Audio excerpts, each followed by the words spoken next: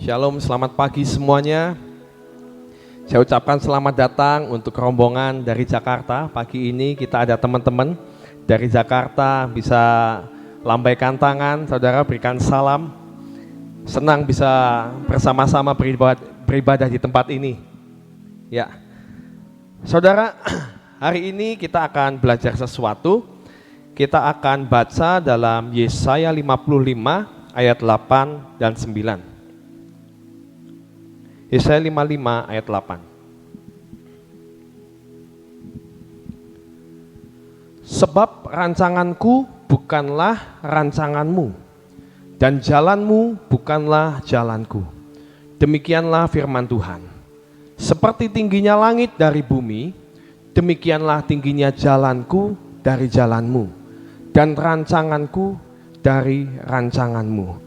Saudara, saya akan beri tema untuk sharing hari ini adalah jalanmu tak terselami.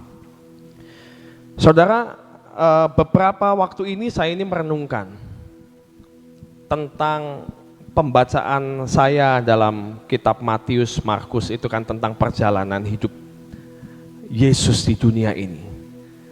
Saya ini saat membaca ini seringkali bertanya-tanya dalam hati dan bertanya kepada Roh Kudus, kenapa ya kejadiannya kok harus seperti ini? Dan seringkali saat kita membaca Alkitab semuanya itu di luar nalar atau akal kita, saudara.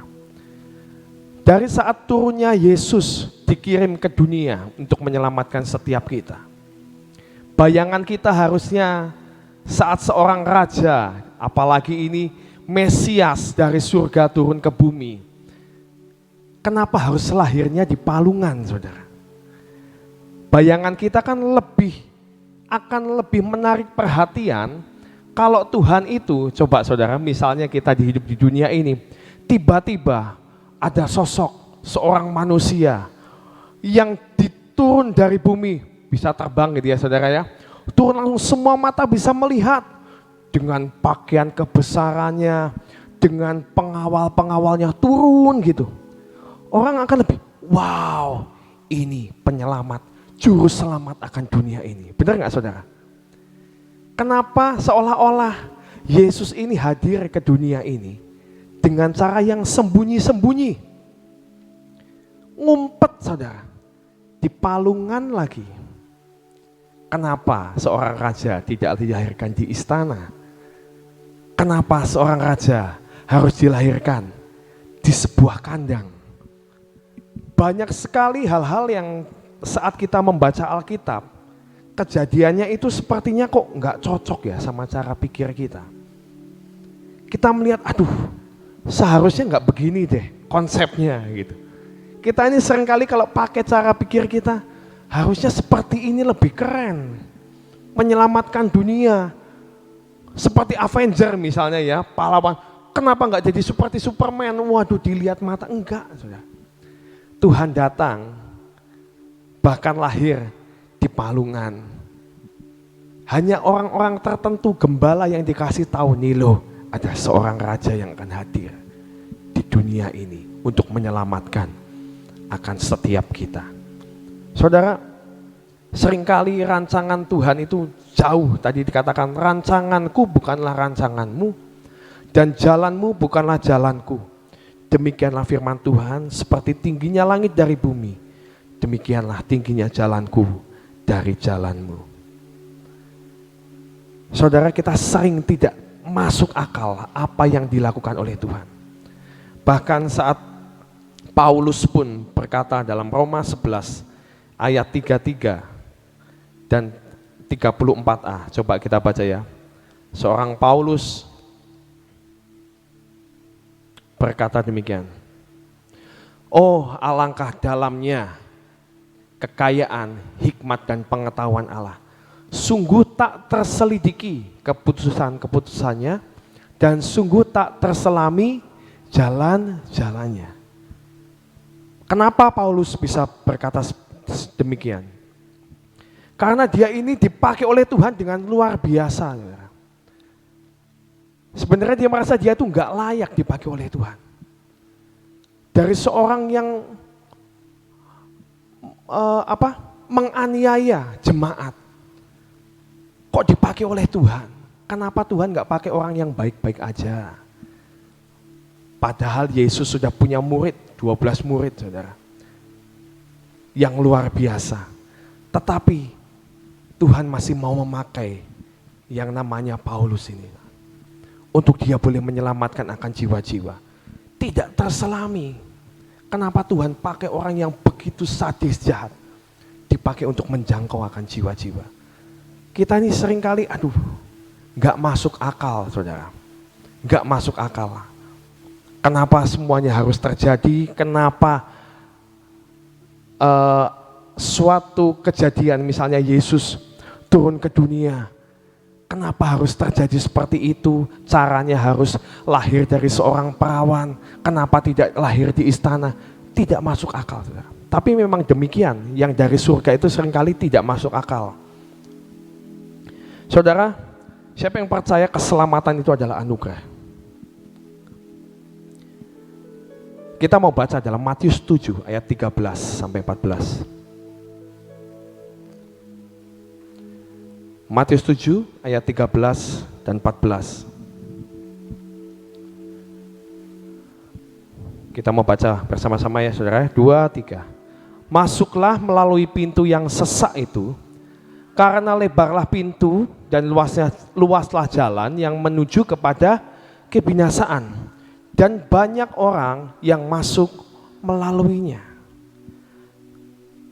Karena sesaklah pintu dan sempitlah jalan yang menuju kepada kehidupan, dan sedikit orang yang mendapatinya. Saudara, saya pengen tanya, Tuhan itu datang ke dunia untuk menyelamatkan semua manusia enggak? Sebanyak-banyaknya bukan.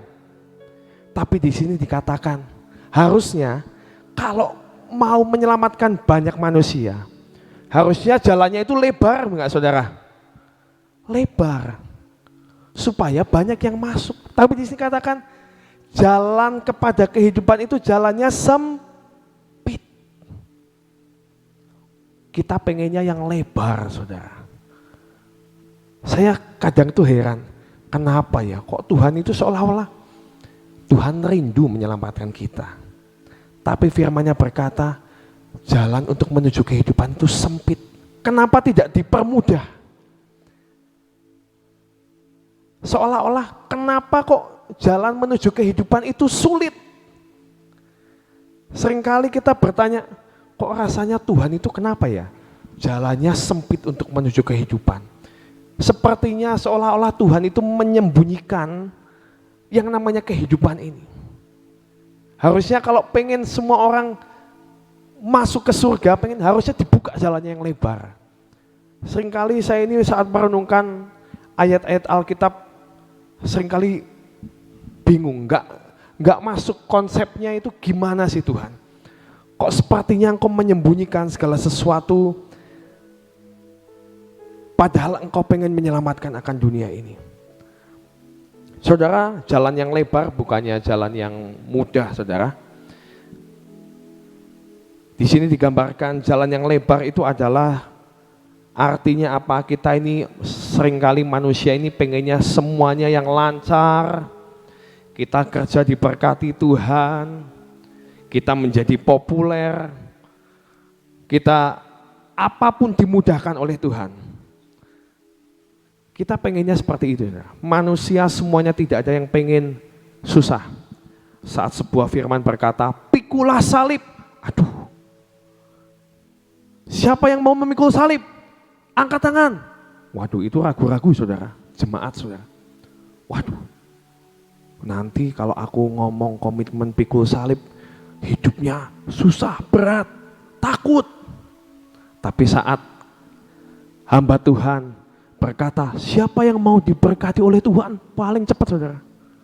Siapa yang mau disembuhkan? Cepat saudara. Tapi saat dia ngomong, siapa yang mau memikul salib? Lihat dulu kiri kanan. Angkat tangan gak? Hamba Tuhannya angkat tangan, ada di sebelahnya. Aduh, saya yang gak enak ya, buhau isu. Ikut angkat tangan, ikut-ikutan saudara. Memang itulah kenyataannya saudara. Kita ini manusia ini memang, aduh, nggak layak banget lah. Kalau sampai Tuhan itu turun ke dunia, disalib untuk menyelamatkan kita, saya berkata, aduh Tuhan, aku ini nggak layak loh Tuhan. Hidup berdosa, jarang nyenengin hati Tuhan. Kok Tuhan sampai rela mengorbankan hidupnya untuk setiap kita. Bahkan yang sudah ditebus pun, seringkali kita mengecewakan Tuhan. Tetap hidup dalam dosa, iya. Bertobat, iya. Tapi tetap hidup dalam dosa lagi, bertobat lagi. Banyak sekali dalam hidup kita ini kita yang namanya Kristen tomat, saudara. Tobat kumat, tobat kumat, tobat kumat. Saudara. Rasanya nggak layak. Tapi saya percaya seperti lagu tadi, karya terbesar dalam hidup kita ini adalah pengorbanan Tuhan yang begitu mulia. Kita nggak layak, tapi Tuhan berkata, kamu qualified. Kalau kita ada di tempat ini sekarang, itu adalah Tuhan sudah memilih akan hidup kita. Jalannya sempit, nggak banyak loh saudara. Katakan ke kiri kananmu, kamu itu langka. Langka. Kalau saudara ada di tempat ini, saudara sudah mengambil satu langkah untuk masuk ke jalan yang sempit itu saudara. Gak mudah loh hidupnya saudara. Gak mudah loh jalannya, sempit. Tapi percayalah jalan itu menuju kehidupan. Amin saudara. Jalan Tuhan itu tak terselami. Saudara, saya ada seorang teman. Seorang klien. Saya udah kenal lama sama anak ini, sama teman saya ini. Saya ketemu sama dia, karena dia membuat furniture, saudara, interior di kami, dan saya berteman. Dia punya sebuah usaha potong rambut, saya juga sering potong rambut di dia, sering ketemu, sering ngobrol, saudara. Tapi ya itu saudara, kelemahan kita tuh. Kadang kita ini jarang menceritakan akan kebaikan Tuhan, menceritakan akan kegiatan yang ada di tempat ini. Saya itu nggak pernah ngundang loh saudara. Dia itu, ayo kamu datang ke Gracia. Saya pikir dia juga, paling udah punya gereja sendiri lah saudara. Jarang, saya ini cuman ngobrol cuman seperlunya aja. Tiba-tiba suatu hari saya melihat orang ini ada di tempat ini, anak ini ada di tempat ini. Terus saat saya melihat, saya waktu memimpin pujian di sini, saya melihat dia duduk di sebelah ujung sana. Waktu itu saya lihat, loh, kok ada dia ya di tempat ini gitu. Dia juga bingung, loh, kok Freddy yang bikin interior ternyata kok nyanyi-nyanyi di tempat ini? Dia itu siapa? Nggak pernah tahu juga saudara. Kita karena nggak pernah berbicara ya lebih dalam saudara. Tiba-tiba dua orang bertemu, saling bingung, kamu ngapain ada di tempat ini gitu saudara. Terus saya tanya, selesai kebaktian, dia datang menghampiri akan Ibu Nani, saya tanya, namanya Gunawan, Gun, kamu ngapain di tempat ini? Ya kamu juga ngapain di tempat ini gitu kan, sama-sama bingung saudara. Terus dia ngomong, aduh, ajaib lah, ajaib. Kenapa? Ceritanya panjang. Saya sampai ada di tempat ini. Ya udah, kamu lain besok cerita sama saya ya, ketemu sama saya. Hari itu dia cuma mau didoain, dah. Terus akhirnya saya ketemu sama dia. Coba ceritain. Kamu itu gimana caranya kok bisa sampai ke gedung ini? Kamu ikut beribadah dengan kita. Terus dia ngomong, saya ini nggak tahu kalau gedung Gracia ini ada tempat ibadah. Saya taunya gedung Gracia itu tempat kawinan saudara. Kan di lantai 1 itu kan buat pesta perkawinan saudara. Saya cuma tahu itu, saya nggak pernah tahu kalau di lantai 2 ini ada ibadah lah. Jadi ceritanya saudara, saya ini beberapa waktu yang lalu suka sesek, dia ngomong gitu. Dan saya divonis oleh dokter, dia waktu itu cek, sampai ke luar negeri dia cek dan dikatakan bahwa ada kelainan, jantungnya ini ada kebocoran saudara. Dan waktu itu dikatakan, wah ini kamu ini harus dioperasi, harus mengalami operasi gitu. Dan waktu itu dia syok, kaget saudara. Waduh, masih muda saudara. Dia kaget, waktu itu dia pulang ke Indonesia dulu. Dia mulai kan saudara, orang itu kalau udah ada kepentok, ada masalah seperti itu, cari Tuhan lebih lagi. Yang tadinya nggak pernah berdoa, jadi berdoa sama Tuhan. Tuhan, gimana ini? Kok aku mengalami seperti ini, kenapa? Dia berdoa dan tiba-tiba saat dia berdoa dan waktu itu dia udah memutuskan 2 minggu lagi mungkin mau tindakan, mau operasi. Saudara dari istrinya ada di Bandung loh saudara, yang ngasih tahu orang Bandung saudara, bukan orang Cirebon, bukan saya yang ada di tempat ini. Berkata, kamu tuh coba, di Cirebon itu ada taman doa loh, namanya Taman Tuhan. Kamu coba doa di sana, karena di tempat itu ada mujizat Tuhan. Banyak yang berdoa dan menerima yang namanya keajaiban dan mujizat. Hah? Ada taman doa? Di mana? Di Gedung Gracia. Dia masuk ke sini, lihat nggak ada taman, semuanya parkiran, adanya sekolahan, adanya gedung ini. Akhirnya dia cari tanya, oh ada yang namanya taman doa.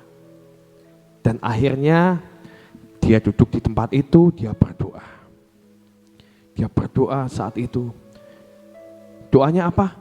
Ya minta kesembuhan saudara, tidak ada yang lain. Minta kesembuhan.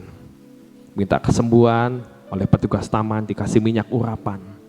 Karena di taman itu keluar minyak yang dari surga saudara, tidak diproduksi di dunia. Dan dia ngomong, aduh aku mau. Dikasih tahu penjelasan, karena baru pertama kali saudara, belum pernah ke tempat ini loh, malah ke taman dulu. Ini kamu doa, setiap pagi doa, olesin.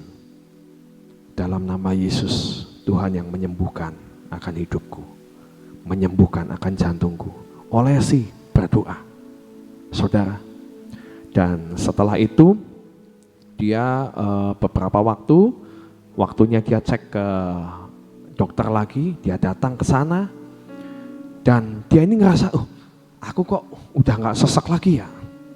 Waktu itu dokter, ya udah kamu udah siap ya, cek semuanya untuk lakukan tindakan operasi. Kalau mau operasi kan biasanya kan dicek semuanya saudara, kondisi tubuhnya, cek gigi dulu katanya saudara, cek gigi dulu. Tapi saya waktu dokternya mau ngomong, Gunawan ini cerita, waktu dokternya ngomong, ya udah kamu USG, kamu siap-siap semuanya untuk operasi. Saya ngomong sama dokternya, dok, coba dicek lagi dok. Saya ini kok ngerasanya kok udah enakan ya, nggak gampang sesek lagi. Coba dicek. Saudara akhirnya ya udah dicek dulu, dicek. Setelah dicek, dia tunggu hasilnya dan keluar hasilnya. Dokternya kaget. Wow, ini hasilnya kamu normal semuanya. Jadi perlu dioperasi nggak? Ya nggak perlu, kamu mau dioperasi? Nggak perlu, kamu sudah sembuh. Nah, saudara, dia menerima yang namanya mujizat. Orang belum pernah berdoa, istilahnya belum pernah cari Tuhan dengan yang sungguh-sungguh. Baru pertama kali ke taman, tiba-tiba doa dan disembuhkan. Banyak yang ke taman, dia sudah ke gereja, sudah ikut Tuhan bertahun-tahun. Ke taman minta doa sama Tuhan, minta permohonannya. Enggak dijawab-jawab saudara. Ada di sini yang mengalami hal itu? Banyak saudara, banyak saudara. Kita mengalami pergumulan, kita sudah terima Tuhan, kita sudah dibaptis, kita sudah penuh Roh Kudus.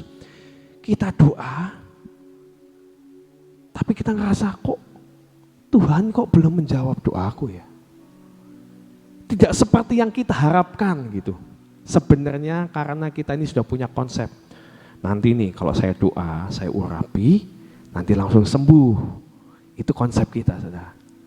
Tapi Tuhan itu punya 1000 macam cara. Makanya saya mau katakan jalan Tuhan tidak terselami. Untuk teman saya ini harus mengalami hal demikian untuk dia boleh sampai ke tempat ini, mencari Tuhan dengan sungguh-sungguh. Saudara, tapi saya bersyukur dia tidak seperti orang kusta dalam Alkitab yang 10 orang kusta disembuhkan, hanya 1 yang kembali saudara, yang 9 kabur saudara. Tapi dia termasuk yang 1 ini. Saat dia sudah disembuhkan langsung, aku mau sungguh-sungguh cari Tuhan. Saya ngomong sama dia, kalau kamu diberi kesembuhan, artinya Tuhan punya rencana yang besar dalam hidup kamu. Kamu harus berkata, kamu harus tahu, hidup kamu mulai saat ini bukan milikmu lagi, tapi punya Tuhan. Pakai buat kemuliaan Tuhan. Dia ngomong, aku gak bisa ngomong, aku gak bisa bersaksi. Kamu bisa bersaksi, kamu bisa ngomong. Ceritakan kebaikan Tuhan kepada setiap orang, supaya orang pengen kenal Yesus kamu yang dahsyat itu. Saya katakan, kamu bisa ikut PA, dipain sama Ibu Abigail, Ibu Mpek. Privat lagi saudara, one on one. Kamu mau? Saya heran loh. Kalau saya ngelihat potongannya saudara, makanya orang itu jangan suka ngelihat dari luar saudara. Masa sih mau disuruh PA sendiri sama tante-tante saudara, Ibu Mpek ya saudara. Pribadi, PA pribadi. Kamu ada waktu kapan? PA sama aku, tapi aku sendirian gak apa-apa tante. Gak apa-apa. Waduh hebat Tante Mpek. 1 jiwa berarti saudara. Dikasih pendalaman Alkitab. Sampai saat ini masih. Kemarin ikut komsel juga, ketemu, senang saudara. Wow, 1 jiwa diselamatkan. Tuhan punya banyak cara.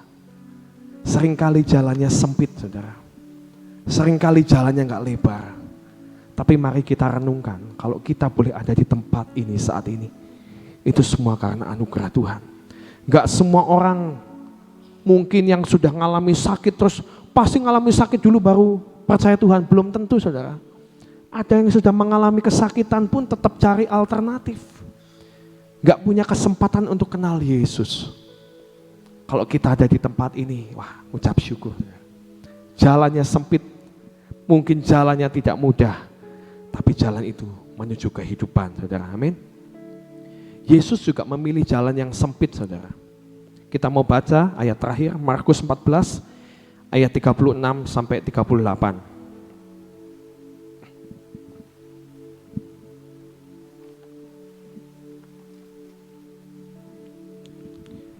Saya baca ya, katanya, ya Aba, ya Bapa, tidak ada yang mustahil bagimu. Ambillah cawan ini daripadaku, tetapi janganlah apa yang aku kehendaki, melainkan apa yang engkau kehendaki. Setelah itu ia datang kembali dan mendapati ketiganya ini murid-muridnya sedang tidur. Dan ia berkata kepada Petrus, Simon, sedang tidurkah engkau? Tidakkah engkau sanggup berjaga-jaga 1 jam? Berjaga-jagalah dan berdoalah, supaya kamu jangan jatuh ke dalam pencobaan. Roh memang penurut, tetapi daging lemah. Saudara, saat Yesus berkata, apakah Yesus dengan hati yang aduh salib itu biasa buat saya? Enggak saudara. Yesus juga manusia, dia merasakan yang namanya salib itu adalah penderitaan. Dan dia harus menghadapi yang namanya salib. Dia berkata, Tuhan, kalau bisa, lalukan cawan ini daripadaku. Tapi dia berkata, tapi biar kehendakmu yang jadi, bukan kehendakku. Tuhan tidak memilih, Yesus tidak memilih yang namanya jalan yang lebar. Tapi dia mau memikul salib. Dia mau melewati pintu yang sempit itu untuk membawa kita semua dari yang harusnya upah kita adalah maut, tapi kita menjadi ciptaan yang baru, ditebus oleh darah Yesus, mempunyai kehidupan. Dan saya berdoa, di sini dikatakan, biarlah engkau terus berjaga-jaga dan berdoa, supaya kita jangan jatuh ke dalam pencobaan. Roh memang penurut, tetapi daging ini lemah. Kalau kita menuruti daging, saudara, itu artinya kita memilih yang namanya jalan yang lebar. Tapi biar mulai hari ini kita memperkuat yang namanya roh ini. Terus tanya Roh Kudus, berjaga-jaga. Saudara, dalam Yohanes 16 ayat 7, terakhir saudara ya. Namun benar yang kukatakan ini kepadamu adalah lebih berguna bagi kamu jika aku pergi, jika Tuhan Yesus pergi. Sebab jikalau aku tidak pergi, penghibur itu tidak akan datang kepadamu. Dan jikalau aku pergi, aku akan mengutus dia kepadamu. Saudara, Tuhan Yesus sudah terangkat ke surga. Kita sudah merayakan Paskah.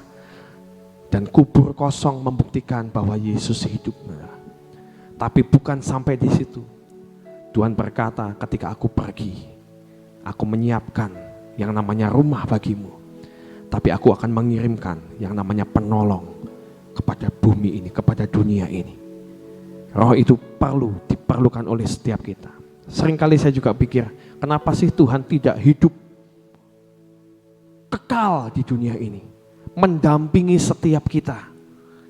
Tapi kenapa Tuhan harus dengan umur yang muda, 33 tahun, sudah terangkat ke surga. Tapi Tuhan berkata, aku akan mengirimkan roh penghibur, Roh Kudus itu, yang akan memimpin kita kepada kehidupan. Katakan roh itu kuat, daging itu lemah.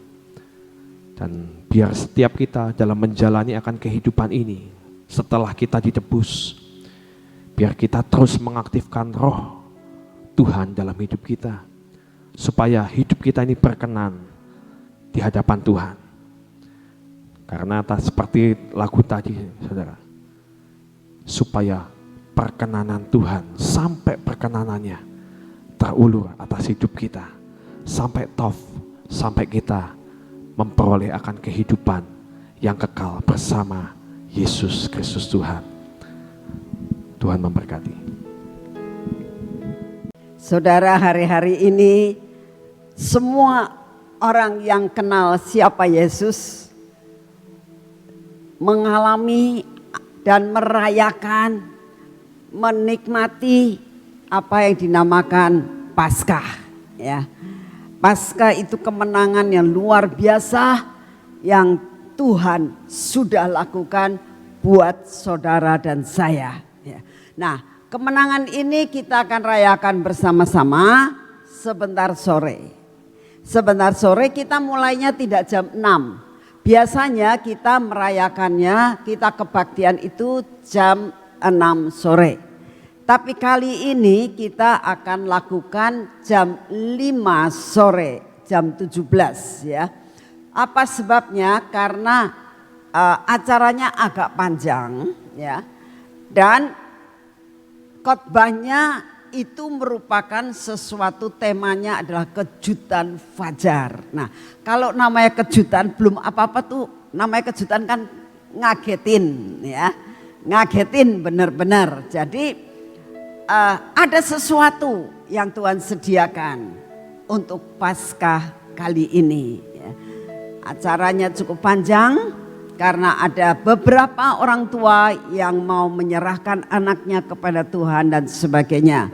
Terus banyak tindakan-tindakan profetik yang kita akan lakukan di dalam kebaktian sebentar sore. Jadi saya berdoa jangan sampai terlambat. Terutama buat saudara-saudara karena banyak yang datang dari luar kota ya. Pagi ini aja sudah beberapa saudara yang dari luar kota sudah datang pagi-pagi. Sudah banyak yang sudah bicara mau datang dan mau datang. Jadi saya harap saudara mempersiapkan diri, jangan ngepas ya. Biasanya senangnya ngepas. Ternyata nanti kena macet karena kereta api dan sebagainya, sehingga membuat aku sebetulnya sudah berangkatnya nggak ngepas, tapi ternyata di sini akhirnya telat. Ya. Saya berdoa siapkan hati. Firman Tuhan katakan, kalau engkau mencari aku, engkau akan mendapatkan. Amin. Siapa yang merindukan untuk mendapatkan kejutan fajar, ayo datang sebentar sore ya. Kita sama-sama kebaktian, kita menikmati apa yang Tuhan mau, dan kita pulang dengan menerima ada kejutan apa yang aku dapatkan ya. Tuhan memberkati, mari kita berdoa. Bapa, terima kasih untuk segala sesuatu yang kau sediakan, persiapan yang kau berikan buat kami pada hari ini ya Tuhan. Kami mengucap syukur pagi-pagi engkau sudah membawa kami masuk dalam hadirat-Mu. Kami boleh ketemu dengan engkau. Engkau sudah mempersiapkan hati kami untuk menyembah dan memuji nama-Mu. Untuk persiapan buat sebentar sore Tuhan. Terima kasih untuk firman-Mu pada hari ini. Buat kami hari ini Tuhan menjadi anak yang bisa memahami akan Engkau. Sekalipun kadang-kadang kami enggak bisa mengerti akan jalan-jalan-Mu Tuhan. Tetapi kami percaya jalan-Mu adalah jalan yang terbaik buat kami. Sekalipun seringkali kami tidak mengerti. Tapi itulah yang terbaik buat kami. Terima kasih untuk semua dan semuanya ini. Saat ini ya Tuhan, kami mau bersatu hati. Kami mau berdoa buat sebentar sore. Kami mohon cuaca yang baik Tuhan, supaya tidak ada satupun anak-anak-Mu yang terhalang datang disebabkan karena hujan Tuhan. Kami percaya Engkau lah yang menguasai cuaca di dunia ini. Terima kasih untuk semuanya. Kami berdoa buat saudara-saudara kami yang perjalanan dari luar kota maupun yang dalam kota. Berkati mereka, tidak ada suatu kecelakaan, halangan apapun, sehingga mereka dapat sampai tepat pada waktunya di tempat ini. Terima kasih untuk semuanya. Bapak, kami berdoa seluruh acara dari awal sampai akhir, kami minta Engkau yang mengacarakannya, Engkau yang mengaturnya, sehingga semuanya kami tahu berasal daripadamu demi kemuliaan bagi nama-Mu. Biar kami dapat tahu apa yang kejutan apa yang Kau berikan buat kami. Terima kasih untuk kasih setia-Mu. Terima kasih Bapak, terima kasih. Kami berdoa pada saat ini ya Tuhan. Kami mau menyerahkan akan bangsa dan negara kami ke dalam tangan-Mu. Engkau tahu keadaan bangsa kami, Engkau tahu keadaan saat ini. Kami hanya minta anugerah-Mu. Biarlah Kau berikan hikmat, kebijaksanaan buat semua staf dalam pemerintahan saat ini. Kami berdoa untuk Bapak Presiden kami. Beri kekuatan, kesehatan, berikan hikmat dan wahyu untuk dapat memimpin bangsa ini mencapai puncak yang sebenarnya Engkau kehendaki. Terima kasih Bapak, kami mengucap syukur untuk kasih setia-Mu yang tidak pernah berubah. Bapak, kami juga berdoa untuk keadaan cuaca yang tidak menentu saat ini. Tapi kami percaya anugerah-Mu besar buat kami. Engkau lah yang akan mengatur cuaca dalam negara kami. Bapak, kami tetap berdoa saat ini. Kami minta kepada-Mu Tuhan, biarlah ada daya tahan tubuh yang baru Kau berikan buat kami pada hari ini. Di dalam nama Tuhan Yesus, kami terima daya tahan tubuh yang baru. Sehingga daya tahan tubuh ini meliputi, memasuki akan hidup kami. Mengusir semua kelemahan yang ada dalam tubuh kami. Sehingga kami menjadi kuat dan sehat oleh karena kuasa kebangkitan yang Kau berikan. Oleh karena daya tahan tubuh yang Kau berikan kepada kami pada pagi hari ini. Terima kasih untuk kasih setiamu. Terima kasih Bapa, Engkau sungguh amat sangat baik atas hidup kami. Segala pujian, hormat dan syukur kami naikkan kepadamu, karena Engkau ada beserta dengan kami. Engkau adalah Jehovah Rafa, Jehovah Jireh, Adonai. Engkau adalah Raja di atas segala raja, mati dan hidup kembali. Terima kasih Tuhan untuk kasih setiamu. Kami saat ini siapkan hati, jiwa dan pikiran kami. Kami akan masuk dalam pengurapan. Mari saudara siapkan minyak, kita akan masuk dalam pengurapan.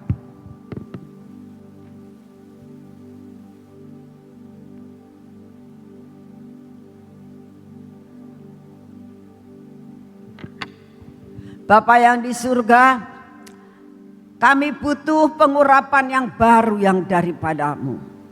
Oleh karena itu pada pagi hari ini, sebelum kami mengerjakan semua pekerjaan kami, liputi kami akan hidup kami ini dengan minyak pengurapan yang daripadamu.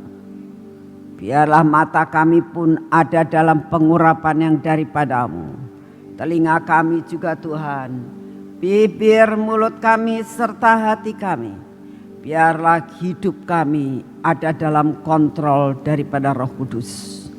Semua yang tidak baik dalam hidup kami Engkau patahkan dan Engkau hancurkan. Bapa, ini tangan kami olesi minyak. Ini kaki kami olesi minyak Tuhan. Karena kami percaya perjalanan hari ini, apa yang kami lakukan hari ini, kami ada dalam pimpinan yang daripadamu. Biarlah kami berjalan dalam jalur-Mu Tuhan, tidak keluar daripada rencana-Mu. Terima kasih Tuhan Yesus. Kami percaya semua berkat Kau sudah sediakan buat kami. Segala puji, hormat dan syukur kami naikkan di dalam nama Tuhan Yesus Kristus. Amin. Selamat pagi. Tuhan memberkati saudara semuanya.